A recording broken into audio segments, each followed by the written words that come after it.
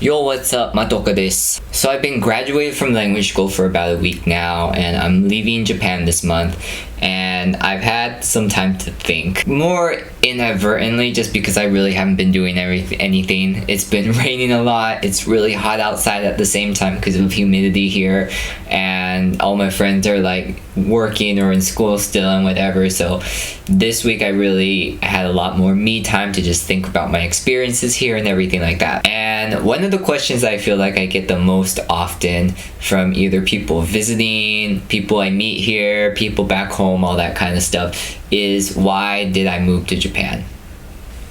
And every time I talk about this, I feel like I give a different answer to each person I see, kind of, because it's such a loaded question. I think there's so many answers in just why you do anything, what's your motive behind anything. I think it is a very loaded question, and I think that I've had time to think about it.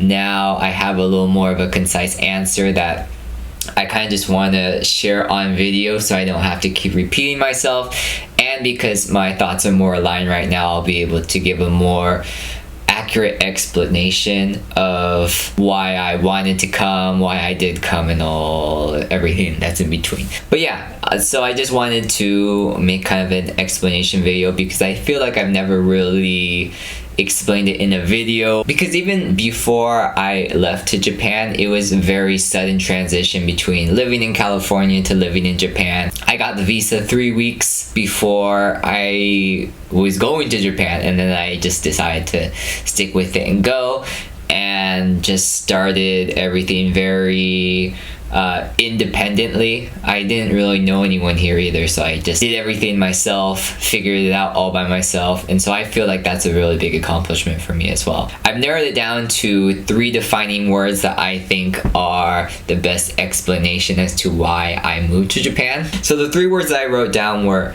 identity, opportunity, and individualism. And so I will kind of explain each one individually, and hopefully it'll all tie together somehow. First of all, let's start with identity, because I think this is one of the biggest issues.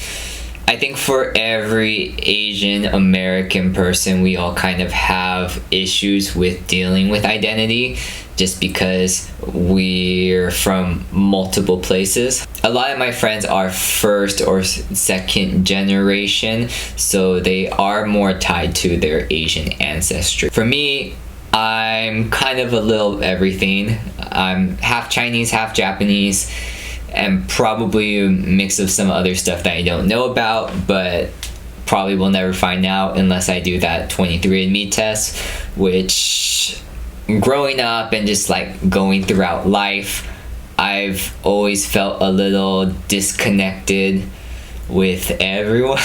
But you know, my friends were all able to speak second languages, most of them at least. Even if not that, they had ties to their Asian culture in one way or another. And while I had some ties, it was a lot more limited because I am, lower in generation. I'm like second, third-ish generation, and my parents were also born in America, so they both speak fluent English to each other and didn't really know any other languages. Kind of understood, but besides that, I never had an introduction to it during childhood or anything like that. And it's not a, man, you missed out, or a blame someone kind of thing. That's how it was, and that was fine at the time. I was a fragile freaking little child, so I wasn't equipped to go to like a language school in order to learn that kind of stuff. And even if I did, the exposure would probably be different because it wouldn't really be immersion, since I would just be speaking English at home, speaking English to my friends and all that kind of stuff. I would only be learning that language in that kind of classroom setting or whatever, and I don't think that would have taken me that far. In my 20s, I would probably still be in the same place that I am now if I went to a language school back then. I think a big reason coming here was not only just to learn Japanese, learn about the culture and stuff, but just experiencing Asia in its raw, true self. And I think Asia, there are so many different places. Could have gone to China or something like that too, but for Japan, I just felt a little more connected for some reason. Not really sure why, but I decided to just go on a whim and try to learn Japanese. Another thing that I broadly learned through this experience is that even though I am part Japanese or anything like that, I am still so American. So it's hard to make a home in a foreign land because it's still foreign even though you're somewhat a part of it. Because you're still a product of your initial environment too. It's not that I feel conflicted after this experience. I'm really glad that I had this experience and was able to jump out of my shell and do it. It's not like, oh, I'm accepted into the Asian community just because I've had this experience. You know, it's still something you kind of have to reflect and think about. The next word was opportunity. I think opportunity sounds really simple, but it is such a loaded word as well. Not really a question. But I think the main thing that people ask me when I tell them that I'm leaving Japan, it's not just Japanese people, it's like everyone. They're like, well, why? You know, you've been studying this language. Wasn't the goal to find a job in Japan and live here for the rest of your life? And no. From my experiences, people come to live in Japan for two reasons. It's either for the experience and their love for Japan and anime and all that kind of stuff, or it's for work, for opportunity, for money. Usually more Asian people from, you know, Asia are the ones that come here for more job opportunities and money, while more Western people come here. They also come for jobs too, but it's, you know, more like international jobs, or they come just for the experience themselves and learning about the culture. I think for me it was more the latter, coming to experience rather than to find a job and stuff. I was never opposed to finding a job because I think opportunity is opportunity nevertheless. I think this experience in itself will open up doors for me in the future just because I've had it. I'm not right now capitalizing on it just because I don't really know what I want to do. I know I don't really want to work for a Japanese kaisha because of just like the structure. I'm not super familiar with it, and because I've had experience in other American companies before, I would feel a little uncomfortable going into a Japanese company. I mean, it would be an experience. I might do it in the future. I'm never saying like it's not an option, but I'm saying right now it's not my preference, and I feel like I need more experience before I make a decision on something like that. So yeah, didn't come to Japan for the opportunity of work. Did come for more the opportunity of just the experience. But I think opportunity also, I had the opportunity in my life to come to Japan. Like I had that gap in time where I was in between jobs and I wanted to do something very 180 because I knew that while I had the time, I wanted to get some kind of experience that not everyone is able to, not just because of money or anything like that, but because it's a pretty bold move to move across the country to a land that you don't speak any of the language. You kind of know about the culture, but not enough to actually live there, and then just go live there. And I had the opportunity to do that. I mean, I made the opportunity for myself to do that, which, you know, I think that's a big rule in life too. Like you can't just wait for opportunities to come to you.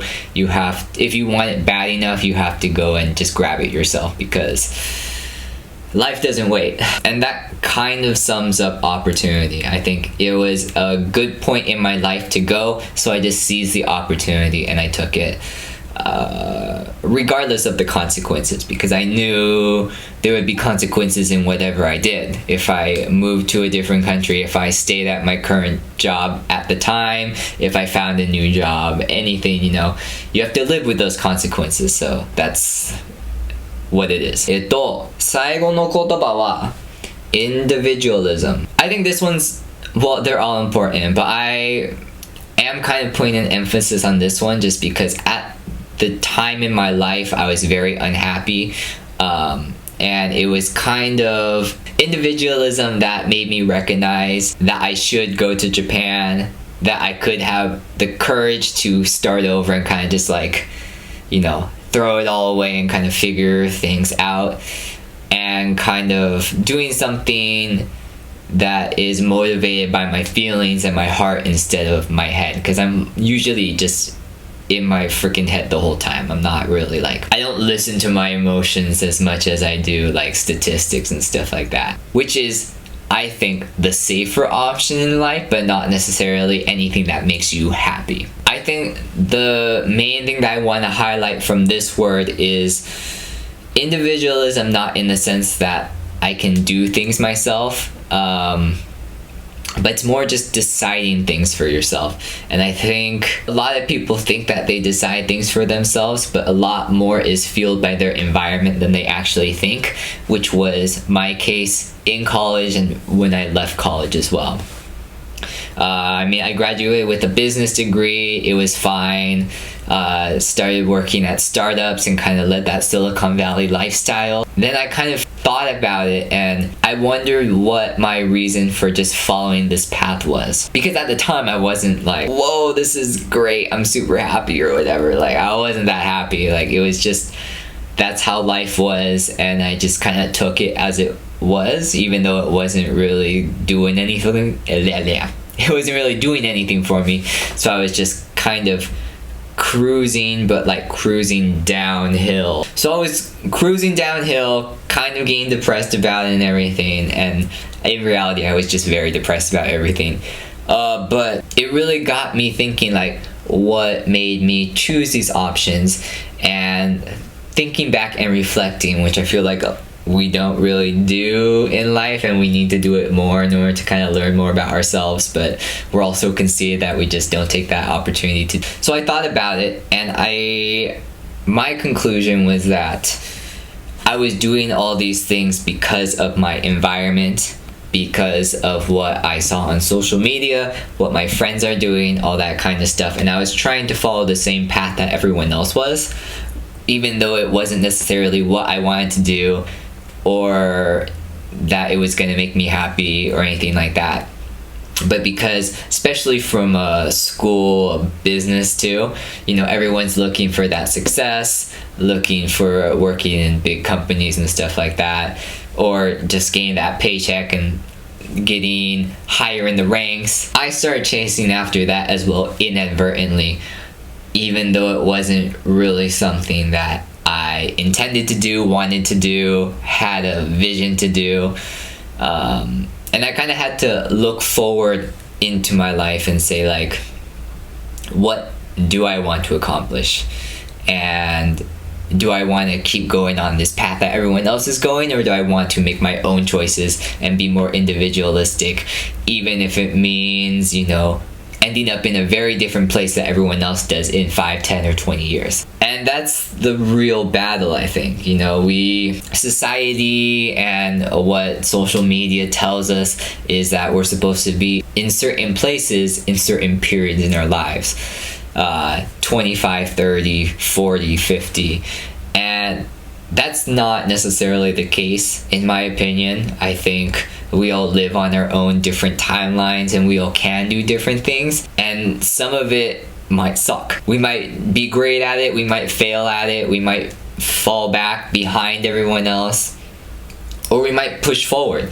But, you know, it's all a risk, I think. I think every kind of decision that you make is a risk, but I felt like I just didn't want to have regrets in the future for things that I didn't at least try in the past. So yeah, those are the like 3 really big defining factors that were my initiative in order to move to Japan. Of course, there are a lot of smaller things as well, but I'm not really going to get into that because this video is probably already going to be longer than I want it to be. It's not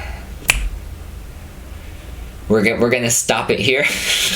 So those are like the 3 things that sum up my whole decision or to move to Japan. If I went further into like the smaller things, this would be a super long video that I really don't want to edit. So I'm gonna stop it right here. Thanks for watching this video. I don't know if it's educational or just a waste of time or anything like that, but I hope my experiences can kind of help impact whatever your experiences may be, or the things that you want to accomplish in the future, places that you want to go and live and stuff. Comment down below what you think of my little story. And I think going on with life, those words will change as well. I'm also moving back to America, so that's a whole nother thing. I'll kind of need to figure out where I'm gonna go from there. Life is hard, but I mean, I think we take for granted. We're all thinking that time is a lot shorter than it actually is. If you sit on your ass the whole time, life is very short. But if you're actually doing things, reaching for your goals, or not even goals, just kind of like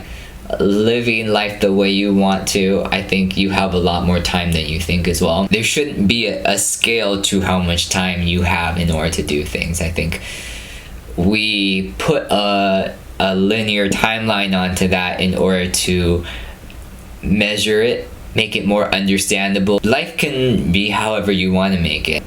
If you like videos and want to see more just like kind of random talks like this video, say this was cool, do another one. Alright, peace.